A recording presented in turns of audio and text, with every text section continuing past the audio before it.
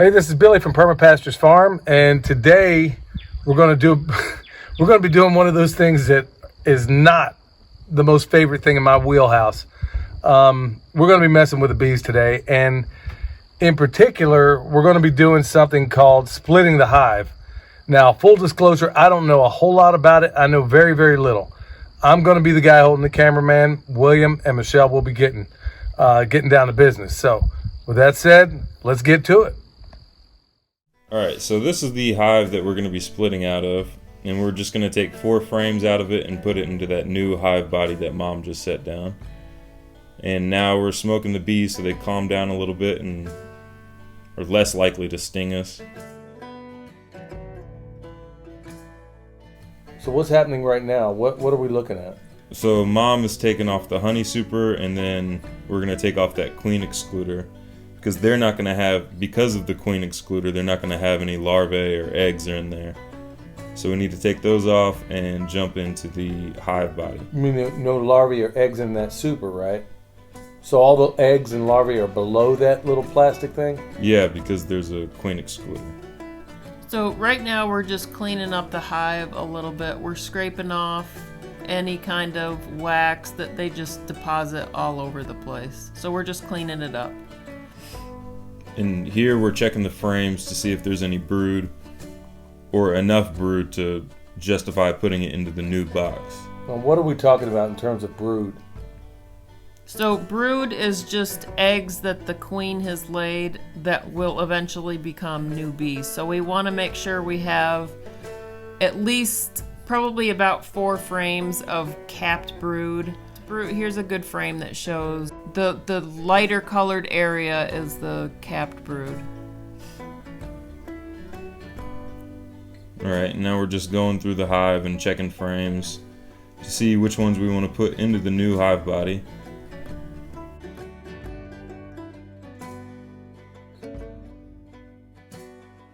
And this one looks like a pretty good one. So we just shake the bees off and then put it into the new box. And you can see we have 2 good frames so far of capped brood. We went through that whole hive bot or that whole box right there, and the ones we took out we're just replacing with new frames. And now we're about to dive into the bottom box. Now you're doing this in the interest of trying to get 2 more frames that are filled with brood, right? I think we just need 1 more frame. And also, one thing we were concerned about with this hive was the hive beetles, but we got into both of the boxes and we didn't see any more hive beetles. So this was after we ran the chickens around it. Right, permaculture in force. The chickens, they help cleanse all this stuff. So, I mean, remember, synergy, folks, that's what we're looking for, things that work together. So you'll see in a couple of those frames, it was just, there was just honey. That's what that darker, the frames on the outside looked like they just had honey in them, but the frames closer to the middle were the ones that we took with the eggs.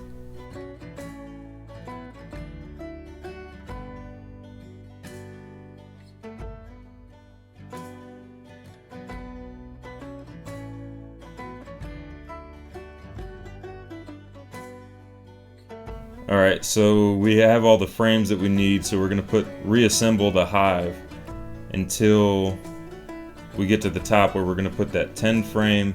So the hive we're splitting into is a 10 frame hive body, but the ones we're taking out of is an 8 frame. So we have to use a 10 frame queen excluder in between the 8 frame hive body and the new 10 frame hive body, and we weren't sure it was going to work. So what's the purpose of that? I mean, what are we looking for? We put that new one on top. Now what's supposed to happen? Now we're supposed to, putting it back on will allow nurse bees to go up into that box so that when we put the queen in there, then they will take care of the queen. Right, so all these nurse bees are basically ladies in waiting for the queen. This is the very next day, and This is one of those unsung things in farming that, you know, a lot of people don't talk about, and it's the reality of it. There's going to be things you have to do that you don't particularly like. Now, for me, that's dealing with these bees. So frankly, in the past, I haven't really done a whole lot with them. It's been primarily Michelle and William that do it, and just lately I've become more and more comfortable. For some reason, they just love to tear me up. So with that said, Michelle, why don't you talk us through what we did yesterday? I mean, I was holding the camera, but you and William were doing 99.999% of the work. Although I do win some kind of credit for holding that smoke. I was pumping that thing like nobody's business yesterday. So, but tell me what we did yesterday. So yesterday we removed 4 frames of cat brood from one of our hives, and we put it in a new box to make a new hive. And then we put that new box on top of the old hive and put a queen excluder underneath it. And the purpose of that is so that nurse bees can go up into that new box. And now we're going to put our queen in there. And the nurse bees their whole purpose is to take care of the queen. So today we're going to add a queen and take it off of that old hive, take that box off of that old hive, and separate it and make a brand new hive. Now, what were the things that we ran into yesterday with this new hive in terms of size?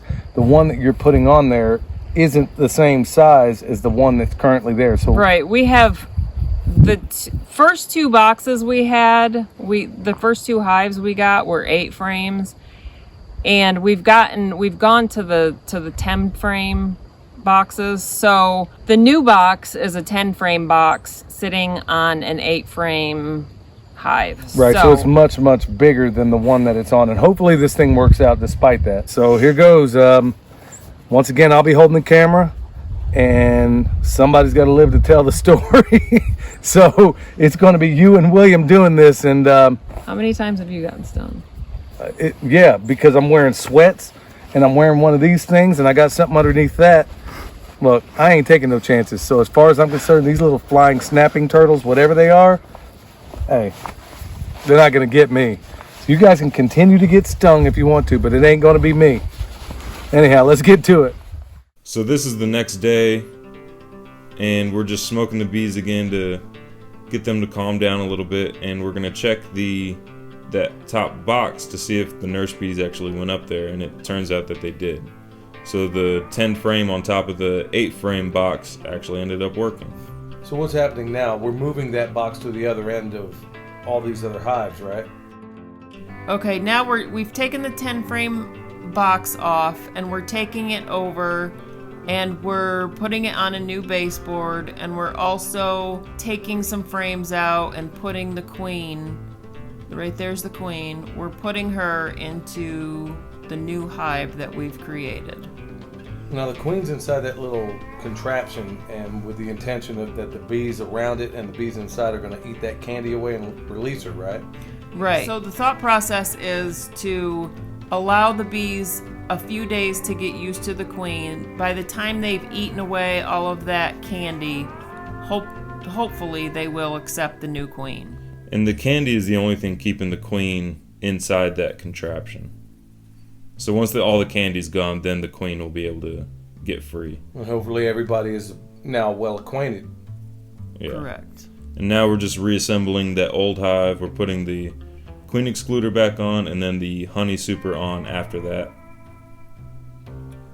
So the queen that's still in there, I guess she lost half her detachment that now went away, the nurse bees that went away with those other frames, right? Mm. So she didn't lose everybody, she just lost some of them. Just a few of them, but she should lay enough eggs to replenish that. And this is just a sped up version of everything we just did. Okay, another harrowing experience down in the record books. At least for me.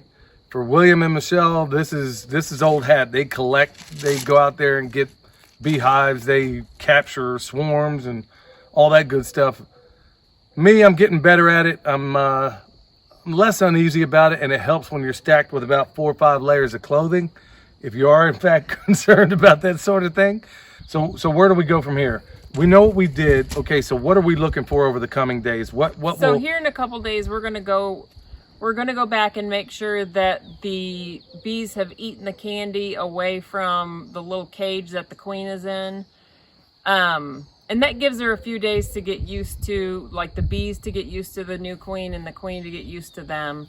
So we'll go back and look and make sure they've eaten the candy away and that she's released, and make sure everything's going okay in the hive. There's always a chance that they're going to reject the queen. We're just going to have to see how it works out. Okay, so here it is, yet another thing here on the farm. Like I said, when you do permaculture, there are going to be things in the interest of synergy, that there are going to be things that you don't necessarily like to do. And for me, the bees aren't my cup of tea, although it is for everybody else. But there are things I do that aren't exactly the favorite things of everybody else. Anyway, with all that done, another wonderful experience in the books, and I'm getting better and better with it, or not, judging by the grin. You're getting better. Okay, maybe I'm getting a little bit better at it. And it also helps when you're wearing a shark suit working with bees. So anyway, this is Billy and Michelle and William holding the camera from Perma Pastures Farm. If you like it, subscribe, tell your friends about us, and stay tuned for the next one.